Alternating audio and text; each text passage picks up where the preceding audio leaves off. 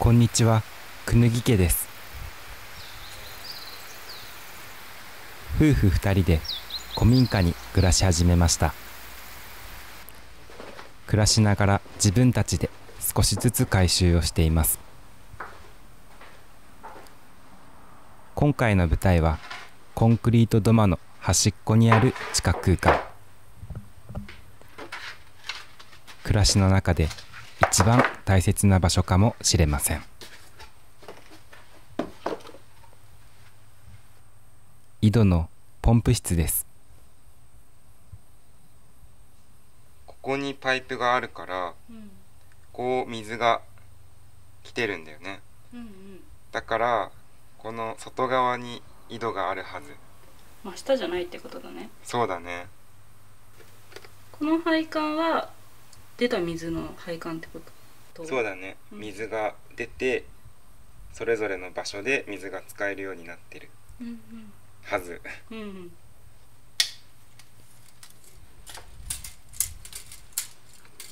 深さはどんな感じ？ざっくりね、80センチもある。おお、大変だよ。あ、そんだけ掘らなあかんってことか。そういうこと。ということで、これから井戸発掘 DIY を始めます。ポンプ室からパイプを遡って井戸の場所を特定します。ポンプ室の壁を挟んだ裏側にやってきました。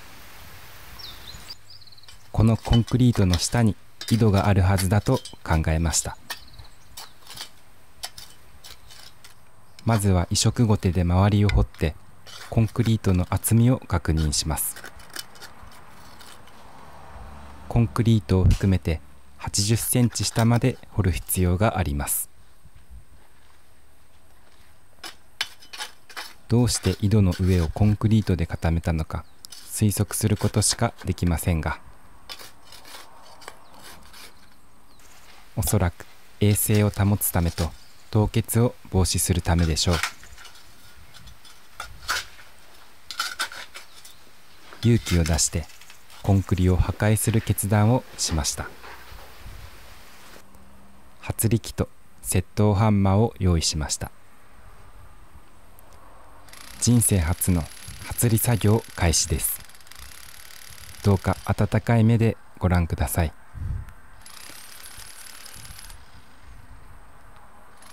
絶望的なほどちょっとずつしか進みません。メルカリで見つけた小さな中古の発力、壊れないことを願いましょう。どうして井戸を発掘するのか、その訳をお話ししたいと思います。まず第一に、この家は水道の供給エリア外に位置しています。排水管で水が運ばれてこないので、この場所で水を調達する必要があります。方法は主に2つ。沢水を引くか、井戸を掘るか。この家の暮らしは今、この下にあるであろう井戸が水源です。ようやく岩が出てきた。素晴らしい。よく頑張りました。だからここまで発れば大丈夫ってことかな。なるほど。お疲れ。いや、本当にお疲れ。隠れていた土台も姿を現しました。予想ではこの辺に井戸があるんじゃないかと思っていて、だからここを掘り進めます。はい。水道が来ないというととても不便に聞こえますが、悪いことばかりではありません。もちろん水道代はかかりませんし、飲み水を自分の土地で得られる安心と喜びは何にも代え難いものだと感じます。自分たちがここで暮らし続けるために、井戸という水源を大事に守っていきたいと思っています。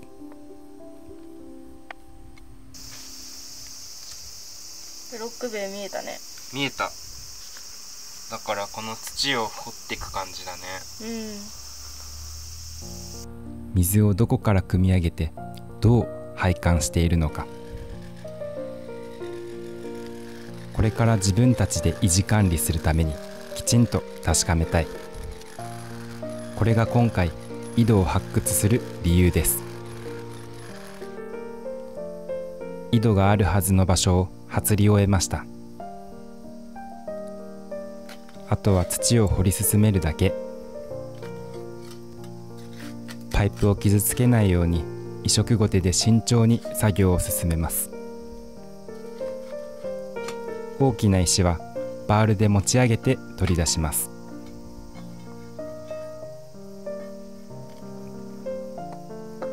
おそらくかつて一度掘ったことがある土なので、掘り返すのはそれほど大変な作業ではありません。でも移植ゴテの先端がカツンと何かに当たるたび、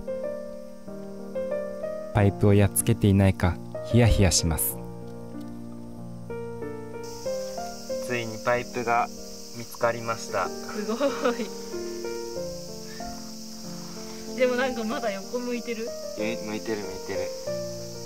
だからもうちょっと掘り進めて、どこが出どころかを突き止めないといけないね。そうだね。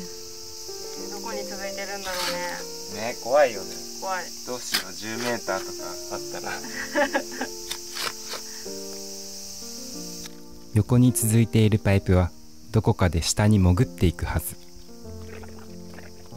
そのどこかがどれくらい先にあるのかは分かりません。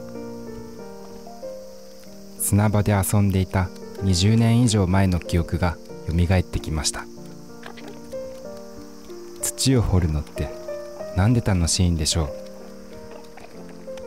掘り出し物が好きなのは子供も大人も変わりませんね。童心に帰って掘って掘りまくります。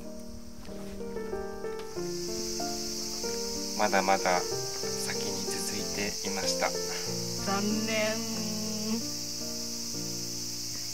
これ初らなあかんのかな。そういうことになるね。手の届くところまでとりあえず掘り進めてみることにしました。終わりの見えない作業は楽しい反面、だんだん気が遠くなります。枝分かれしたやつ出てきちゃったね。掘り間違えたかもね。水道に行く方かな。改めてポンプ室を確認すると2本のパイプが出ているのがわかります。おそらくそう遠くないところにもう1本パイプがあるはずです。ないと困ります。こっちだ。なるほど。2本あったんだね。本当やね。気を取り直して2本目のパイプをたどって掘り進めます。掘り直しにならなくてよかったです。この下が井戸から来るパイプなんだけど、まさか方向が曲がってた。そっちの部屋なんかな。こっちだね。びっくり。そんなことあるんだね。予想が見事に外れて、どうやら井戸は隣の部屋の下にあるようです。ここまで来たらもう進むしかありません。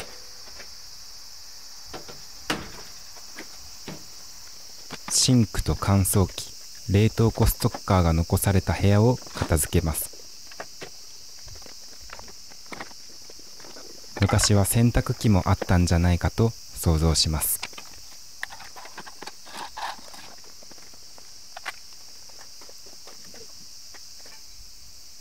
これもしかして井戸じゃないの？違うかな。それが井戸だった。掘ってみたらわかることだね。そうだね。まだまだ時間がかかりそうなので、日を改めて続きを行うことにしました。井戸とのご対面が待ち遠しいです。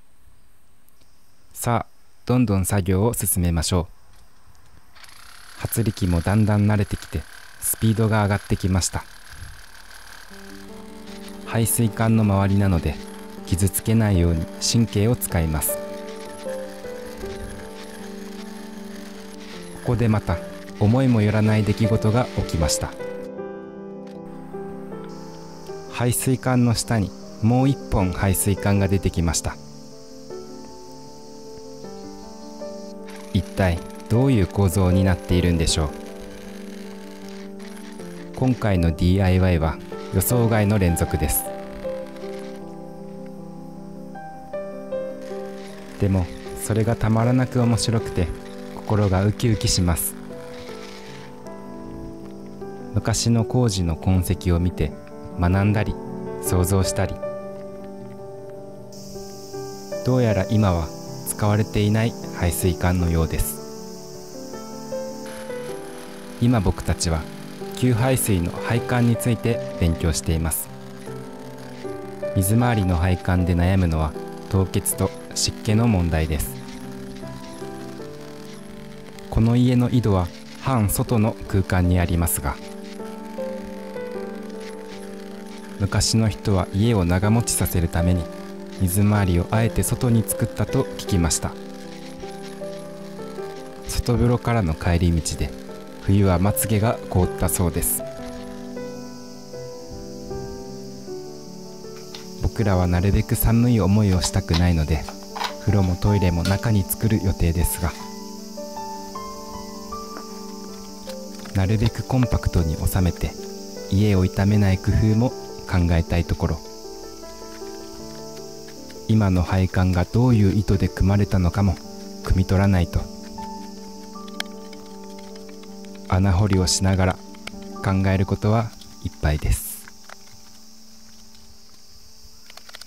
今日の目標まで掘り終えました。続きはまた後日。さて、古民家を購入して DIY する日々ですが、これからどうやって生計を立てていくのか気になる方もいらっしゃると思います。農地山林付きの広い敷地でやっていきたいことは様々ですが、本業は農家として生きていく心づもりです。来年の春から始める畑の準備も着々と進んでいます。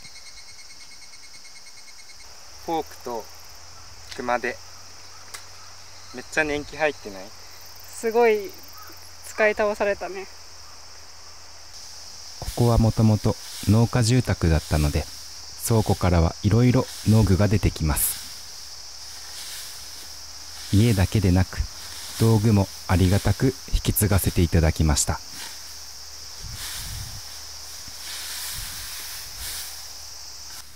家を購入してから農地は草刈りをして管理していました。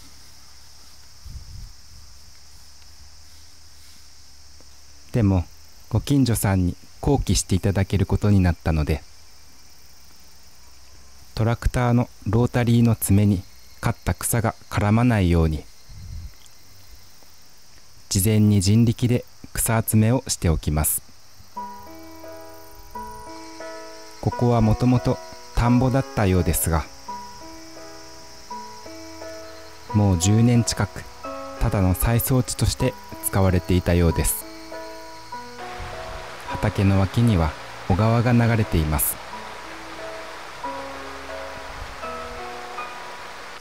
家畜の餌のためにまかれたイネ科の牧草はものすごい勢いで成長します。今年だけでこんなにも刈った草の山ができました。この再草地をこれからおいしい農産物を作る畑に転換します。終わった。お疲れ。古民家改修と農地の開墾、衣食住を自給する暮らしをここで作っていこうと思います。次回も井戸発掘 DIY の続き、またお会いできるのを楽しみにしています。